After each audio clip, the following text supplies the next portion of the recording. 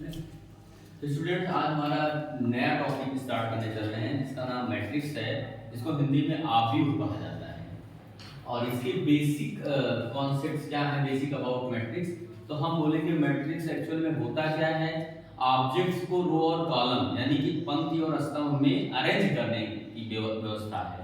The method to arrange elements in row and column is known as matrix. हम मान लेते हैं हमारा और एक चीज ये भी ध्यान देना कि मैट्रिक्स को हम कैपिटल लेटर से रिप्रेजेंट करते हैं। मान लीजिए हमारा एक मैट्रिक्स है और ये हमारा इसके मैट्रिक्स के देखिए जनरलाइज मैं कर रहा हूँ। अगर मैं इसको रिप्रेजेंट कर रहा हूँ तो मैट्रिक्स को कैपिटल लेटर और इसके एलिमेंट को स्मॉल लेटर से रिप्रेजेंट कर रहे हैं। तो मान लीजिए A11 है, दूसरा A12 है, तीसरा A13 है और आपका इसी तरह से A21, A22 और आपका A23 up to so on. और इस तरह से अगर स्टूडेंट हम इसको और ज्यादा बढ़ाएं तो हमारा A1M हो सकता है लास्ट। अगर मान लीजिए हम इसको मान लें कि हमारी एक मैट्रिक्स है जो M क्रॉस n ऑर्डर की है, तो यहाँ पर आपकी क्या हो जाएगा, ये आपका M रो हो जाएगा, ठीक है। और सॉरी M यहाँ पर नंबर ऑफ कॉलम है, n क्रॉस n मैट्रिक्स है मान लीजिए, या इसको n कर दीजिए सॉरी। तो n क्रॉस तो m क्रॉस n हो जाएगा। तो यहाँ पर ये n क्या दर्शा रहा है, जो वैल्यू चेंज हो रही है कॉलम को शो कर रहा है। पहला कॉलम का है, दूसरा कॉलम, तीसरा कॉलम, nवां कॉलम, ठीक है। और इसी तरह से दूसरा पुसुआ। अब इसको अगर हम आगे इसी तरह से बढ़ाते जाएं यहाँ पर आपका, तो ये आपका क्या हो जाएगा, यहाँ पर आपका A2n हो जाएगा। इसी तरह से ऐसे हम नीचे आए अगर, तो यहाँ पे हमारा मान लीजिए कि m ये क्या है, यमी, ये आपकी क्या है, यमुआ कॉलम है, सॉरी यमुआ रो है, ये यमुआ रो है। और ये आपका m2 am3 up to so on, ये हो जाएगा amn।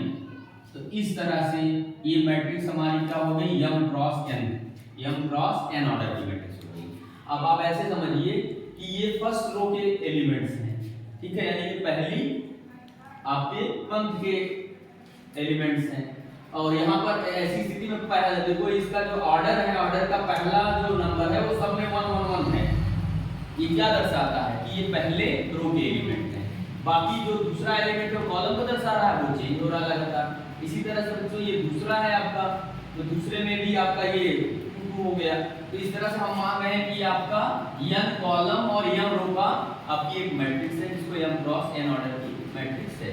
अगर इसको हम सिंपलेस्ट फॉर्म में बोलें, और यहाँ पर ध्यान दीजिएगा कोई भी एक एलिमेंट के नीचे जो ऑर्डर है वो उसकी लोकेशन को दर्शाता है, तो उसकी पोजीशनिंग क्या है। जैसे मैंने जो सर्कल किया है, अगर इस एलिमेंट की हम बात करें तो A22 का मतलब क्या है कि सेकंड रो और सेकंड कॉलम का एलिमेंट है, यानी कि दूसरी पंक्ति और दूसरे स्तंभ का सदस्य है, ठीक है। तो इसी तरह से अगर इसको हम जनरलाइज करें या शॉर्ट फॉर्म में अगर हम रिप्रेजेंट करें, तो हम एक एलिमेंट मान लीजिए IJ मान लेते हैं, क्योंकि जहां पर I किसको रिप्रेजेंट करता है, नंबर ऑफ पंक्ति, रो को मतलब। तो J किसको रिप्रेजेंट करता है, कॉलम यानी स्तंभ को। तो ये हो जाएगा AIJ। और यहाँ पर हम इसकी ऑर्डर लगा दें, पूरे मैट्रिक्स की ऑर्डर m क्रॉस n। तो ये हमारा हो गया short form representation of a matrix, ये long form representation of a matrix. Clear हुआ। अब यहाँ पर देखो बच्चों, अगर m बराबर n हो जाए, अगर m बराबर n हो जाए, इफ m बराबर n, देन तो क्या हो जाएगा, देन A आपका क्या हो जाएगा, एक स्क्वायर मैट्रिक्स हो जाएगा, एक स्क्वायर मैट्रिक्स हो जाएगा, ठीक है। और अगर आपका m is not equal to n है, m is not equal to n, square matrix मतलब वर्गाकार, हिंदी में बोलेंगे वर्गाकार। अगर m और n आपस में बराबर नहीं है तो ऐसी स्थिति में क्या होगा, देन A क्या हो जाएगा, एक रेक्टेंगुलर मैट्रिक्स हो जाएगा। क्या हो जाएगा, रेक्टेंगुलर मैट्रिक्स। तो उसको हम आयताकार आव्यूह हिंदी में बोलेंगे, रेक्टेंगुलर मैट्रिक्स। तो इस तरह से ये मैट्रिक्स को रिप्रेजेंट करने का तरीका आपने देखा।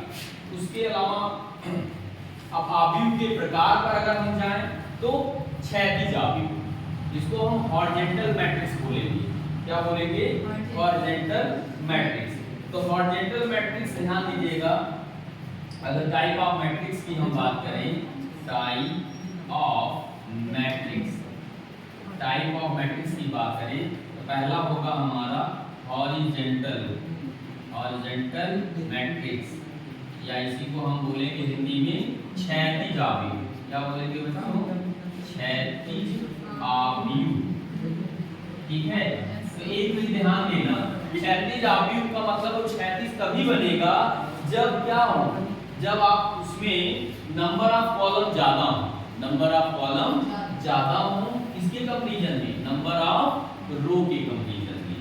तो आप लिखोगे हियर, हाँ इसमें आपका होगा m, m is less than n, m is less than n. यहाँ एन किसको रिप्रेजेंट करता है, कॉलम को। जब कॉलम ज्यादा होंगे तभी तो क्षैतिज आव्यूह बनेगा। जैसे कि आपका मान लीजिए आ गया 1 2 3 4 5 6 7 8, ये क्या है, एक क्षैतिज आव्यूह है। ये क्या है बच्चों, एक क्षैतिज आव्यूह है जो किस ऑर्डर का, 2 क्रॉस 4 ऑर्डर का है, 2 क्रॉस 4 ऑर्डर का है, जहां 4 किसको रिप्रेजेंट करता है, कॉलम को रिप्रेजेंट करता है, कॉलम संख्या ज्यादा है। ठीक है,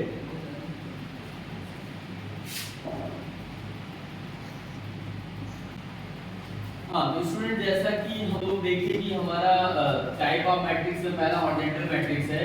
तो अगर आपका number of column number of row से ज्यादा हो जाए, नंबर ऑफ कॉलम आपका नंबर ऑफ रो से ज्यादा हो जाए, इसको हम क्षैतिज आव्यूह या हॉरिजॉन्टल मैट्रिक्स कहेंगे। अब लेकिन ध्यान दीजिएगा, अगर इसी में अगर आप नंबर ऑफ रो की वैल्यू 1 हो जाए, नंबर ऑफ रो की वैल्यू 1 हो जाए, और n की वैल्यू क्या हो, n की वैल्यू मोर देन 1 हो, तब इसी आव्यूह को हम क्या बोलेंगे, पंक्ति आव्यूह बोलेंगे। तब ऐसी स्थिति में हाँ, then the matrix is known as row matrix. तब इसको हम क्या बोलेंगे बच्चों, रो मैट्रिक्स। ठीक है, इसको रो मैट्रिक्स बोलेंगे, यानी पंक्ति आव्यूह बोलेंगे।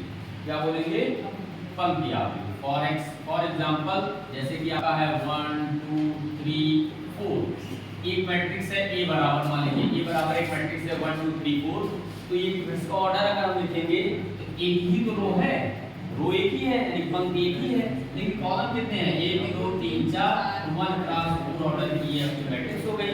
इसका क्या नाम है, इसका नाम है पंक्ति आव्यूह या रो मैट्रिक्स। ठीक है, इसी तरह से तीसरा अगर हम लोग देखें तो इसको बोलेंगे आपको, तीसरे वाले को ऊर्ध्वाधर आव्यूह या आपका vertical matrix, vertical matrix. Vertical matrix को हम हिंदी में बोलते हैं ऊर्ध्वाधर आव्यूह, ऊर्ध्वाधर आव्यूह। इसमें बच्चों आपका सेट जस्ट उसका क्षैतिज आव्यूह का उल्टा होगा। क्षैतिज आव्यूह में नंबर ऑफ कॉलम ज्यादा होते हैं, इसमें नंबर ऑफ रो ज्यादा होंगे। इसमें क्या होगा, इसमें रो क्या होगा, row is greater than column, row is greater than column. For example में अगर हम देखें, यानी इसका मतलब है कि m is greater then n हो जाएगा, m is greater then n हो जाएगा। फॉर एग्जांपल में अगर हम देखें तो a बराबर आपका 1 2 3 4 5 6 7 8 9 10 11 12, ये आपका एक मान लीजिए मैट्रिक्स है। तो इसमें ये मैट्रिक्स क्या है, ऊर्ध्वाधर है। इसमें नंबर ऑफ अगर वो देखें 1 2 3 4 रो है, और कॉलम है कितने, 3, कॉलम कितने हैं, 3 है। 4 क्रॉस 3 ऑर्डर का ये आपका क्या हो गया, मैट्रिक्स है, और इसको हम इसका ऊर्ध्वाधर आव्यूह बोलेंगे या वर्टिकल आव्यूह। अब इसी में एक स्पेशल टाइप बनता है जिसको हम क्या बोलते हैं, कॉलम मैट्रिक्स बोलते हैं। अगर इसी में आपका इफ आपका n इज इक्वल टू 1 हो जाए, n इज इक्वल टू क्या हो जाए, 1 हो जाए, यानी कॉलम एक ही हो और m क्या हो, m मोर देन 1 हो, यानी कि जस्ट ऊपर वाला जो आपका रो मैट्रिक्स था इसका अपोजिट केस बन जाए। तो ऐसी स्थिति में फॉर एग्जांपल के रूप में अगर हम देखें तो मान लीजिए कोई आव्यूह ए है, तो ए की वैल्यू आ गई, मान लीजिए आपका 1 2 3। ये इसका ऑर्डर क्या लिखेंगे? इसका ऑर्डर लिखेंगे 3 क्रॉस 1। इसका ऑर्डर क्या लिखेंगे? 3 क्रॉस 1। तो यहाँ पर ए क्या है? यहाँ पर ए इज अ कॉलम मैट्रिक्स, तो बोलेंगे कॉलम मैट्रिक्स, कॉलम मैट्रिक्स, या इसी को हम क्या बोलते हैं? पंक्ति नहीं, स्तंभ, इसको बोलेंगे स्तंभ।